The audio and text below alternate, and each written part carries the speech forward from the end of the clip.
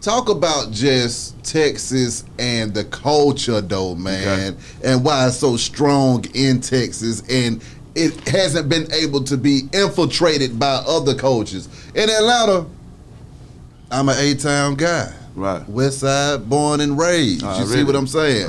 So I've seen the changes in Atlanta from just different cultures coming in and it turning into a melting pot. Right. I done had folks tell me it's more folks from outside Atlanta in Atlanta than niggas it is born and raised in the motherfucker. Yeah. And I'm like, my God, when did the city turn into that? I grew up and I didn't know nobody outside of 285, you know. So talk to me about that Texas culture and what that was about. And still is.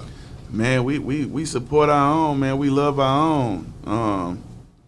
And the main thing, you know, I think this problem happens, though, a lot of time, though, when you have people that feel like they knew you or grew up with you, they want you to do, like, discounts, you know what I mean, if you're an artist. But out-of-towner, you know, they'll pay them 40, 50 bands, but certain legends, they'll be like, yeah, we only got this, you know what I mean? And we drawing just as many people as the people that, you know, they're... Exactly. Yeah, so, but overall, like, people embrace people who look like them and talk like them and speak their slang. You know what I mean? Everybody talk different. Like, y'all talk different here. We talk different where we at. Memphis talk different. Yeah. Baltimore, you know, they talk different. How they say do. You know, they do. You know, so like they got their own slang. Exactly. Memphis, you know what I'm saying?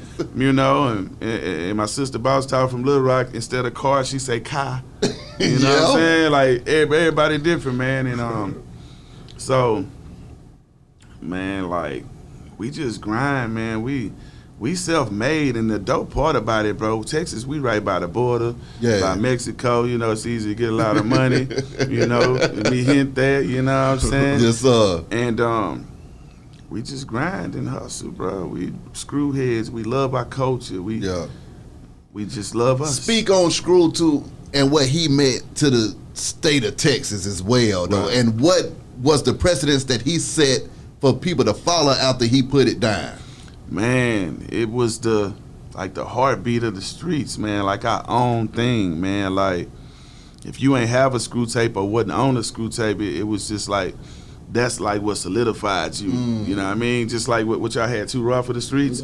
Like when he was battling and freestyling back then, like as a youngster.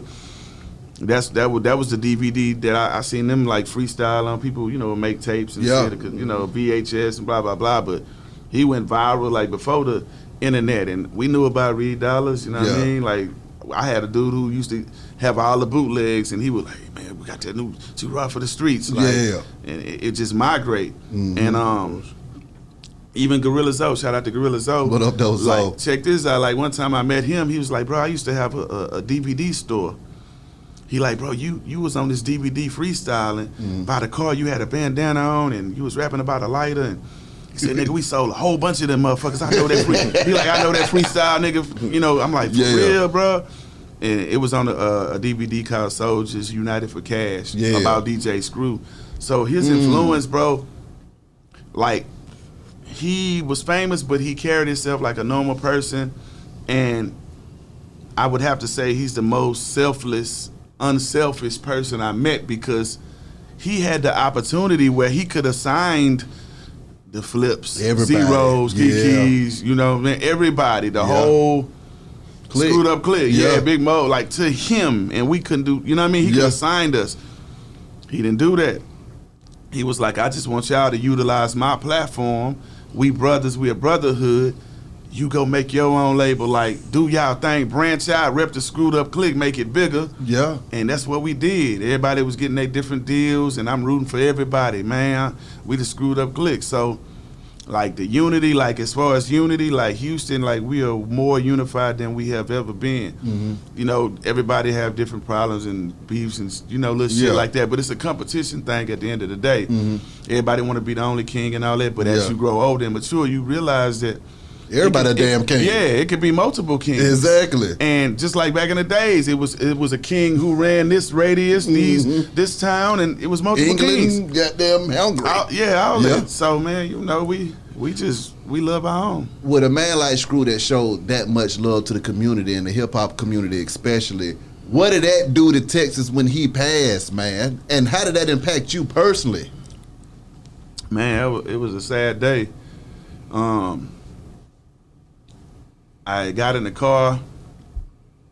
We were leaving the distribution place, Southwest Wholesale. That's where everybody used to put their music out. Mm-hmm. Cash Money, all that. Back in the days, like when them first albums was coming out, the first Big Timers, How You Love That, and the Bee Gees, True Story, and the early Cash Money albums before the Universal did. They used to put their music out through there, and we was leaving there picking up a check, and I took my phone out of my pocket, and it was like on his number. I'm like, oh shit. Then I hit the button so it wouldn't call him. And the next thing I know, my business partner at the time, he was like, got a call. It was like, I just heard him. And he was like, somebody was like, yeah, Screw kicked the bucket. And I'm like, huh? Damn. I'm like, I know what that mean, but I'm like, what that mean? Like, what do you mean? For real? Like, it was crazy, man. And very, very sad day.